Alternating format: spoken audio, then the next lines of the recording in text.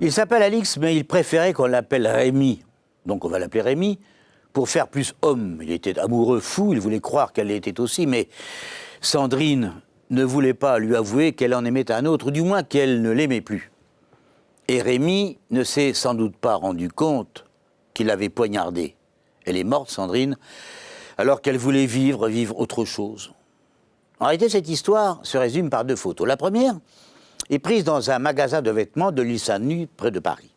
Établissement assez sélect, dirigé par un garçon, Rémi Moreau. Grand, trentaine d'années, brun, cheveux courts, toujours élégant. Son métissage vietnamien lui donne une certaine allure, il est content d'être chef, et il n'oublie pas de le faire sentir. Sur la photo, un autre visage à côté, celui de Sandrine, petit visage ovale, très fin, cheveux châtains, une fille mignonne dont le charme et le goût de vivre s'exprimaient par un regard assez vif.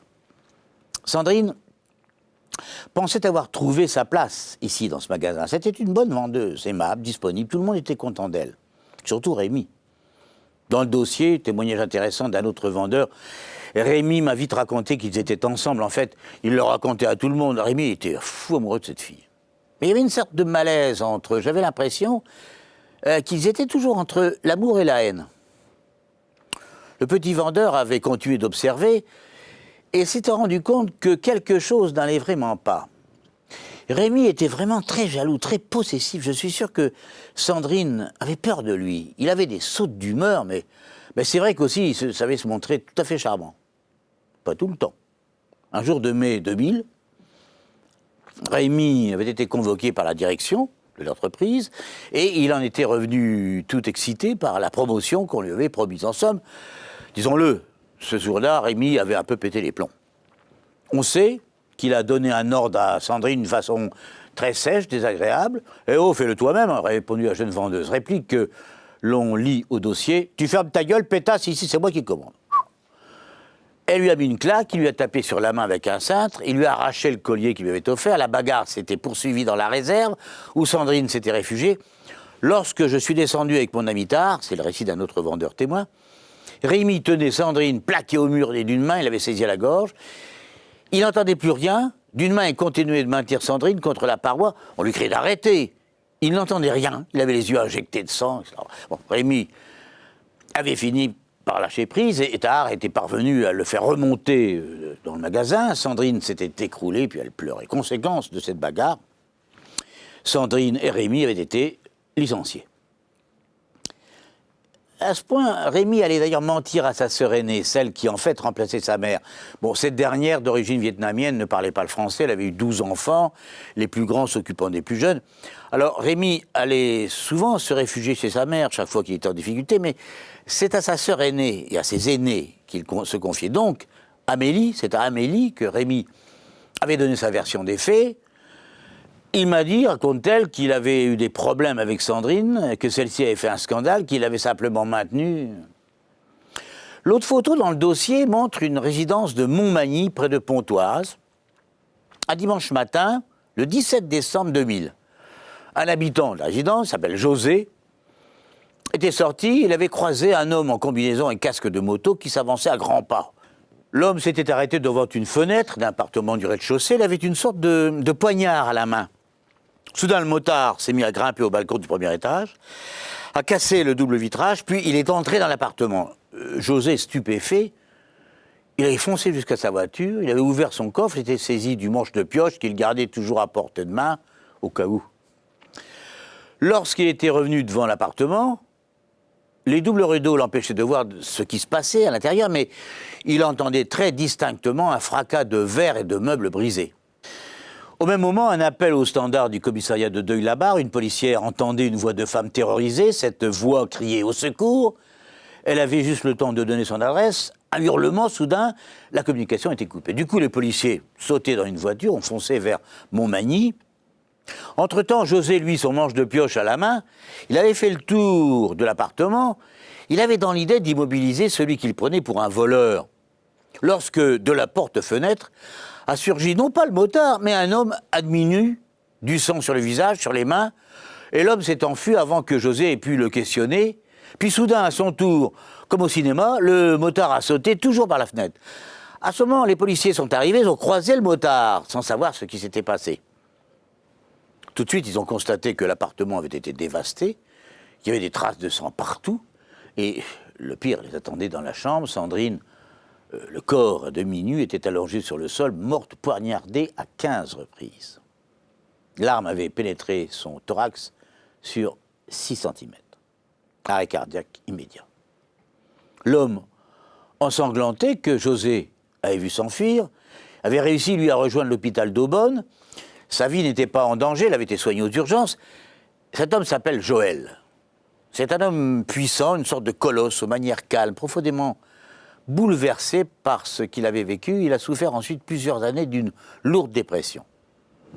Alors que Joël racontait à l'hôpital ce qu'il venait de vivre, le motard inconnu, lui, tournait sur les routes de la région sans trop savoir quoi faire. Finalement, il est allé se constituer prisonnier au commissariat de Deuil. C'était Rémi Moreau. En 2004, cour d'assises de Pontoise, à la barre, Joël parle doucement. Contraste d'ailleurs entre cette silhouette athlétique et une voix fatiguée qui peinait à s'exprimer. « Vous avez vu la mort de près ce jour-là » a demandé doucement le président. « Oui, mais j'ai pas réussi à sauver Sandrine. » Un sanglot lui bloque la gorge, on le sent bien. C'était une jeune femme douce, sensible, elle venait d'avoir 30 ans. Joël continue. Je savais qu'elle sortait d'une relation difficile avec Moreau, mais pour moi, elle était un cadeau de la vie. Je ne retrouverai jamais personne comme elle.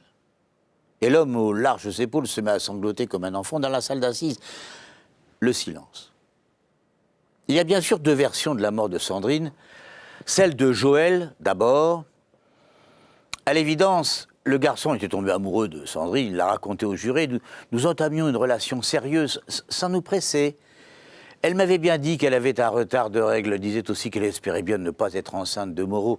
Bon, nous étions sur un petit nuage. En fait, il n'était amants que depuis une semaine.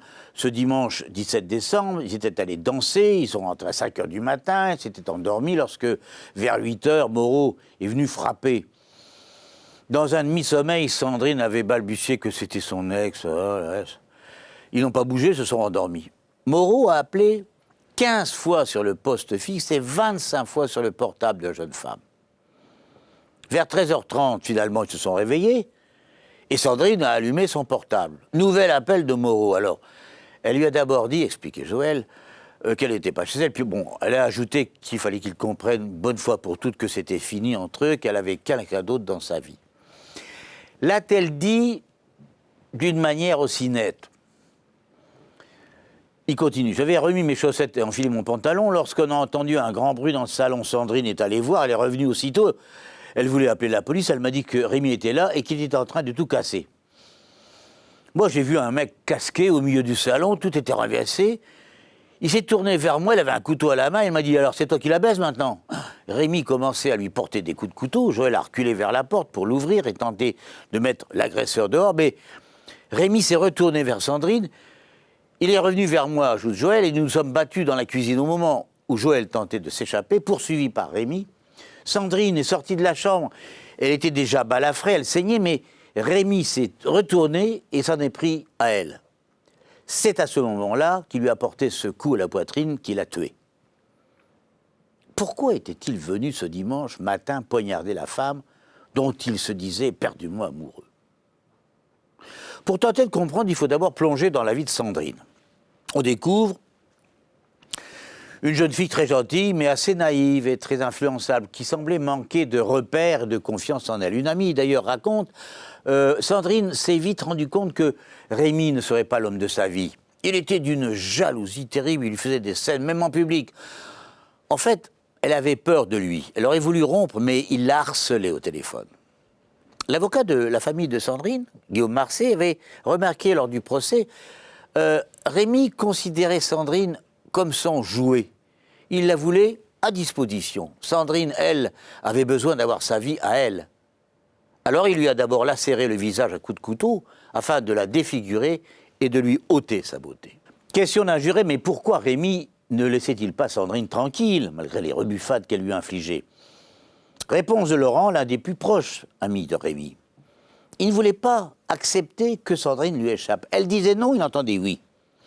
Le tort de Sandrine, continue cet ami, était de lui donner espoir pour avoir la paix. Mais lui, il y croyait. Le dimanche matin, juste avant qu'il l'agresse chez elle, il m'a appelé.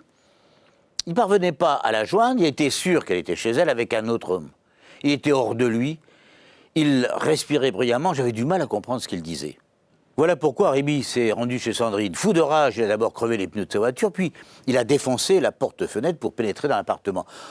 Au cours des dernières semaines, Sandrine lui avait sans doute avoué, confié qu'elle avait du retard sur la date normale de ses règles.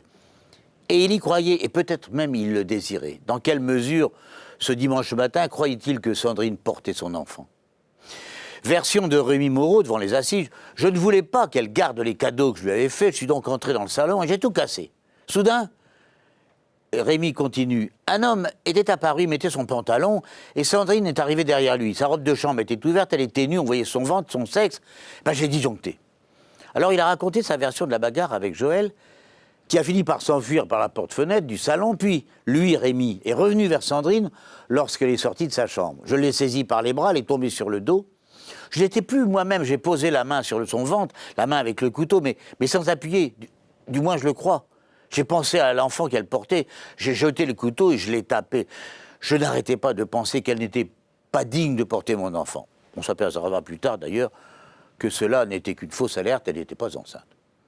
Sur les photos en noir et blanc, les jurés de Pontoise ont regardé le visage balafré de Sandrine, celle qui cherchait l'homme de sa vie, celui qui la protégerait, qui lui donnerait enfin de la tendresse dont elle avait été longtemps privée. Et ils ont condamné Rémi à 18 ans de réclusion criminelle. Sandrine ne s'était pas aperçue que la passion que lui portait Rémi, et dont elle jouait parfois que cette passion, finalement, était mortelle.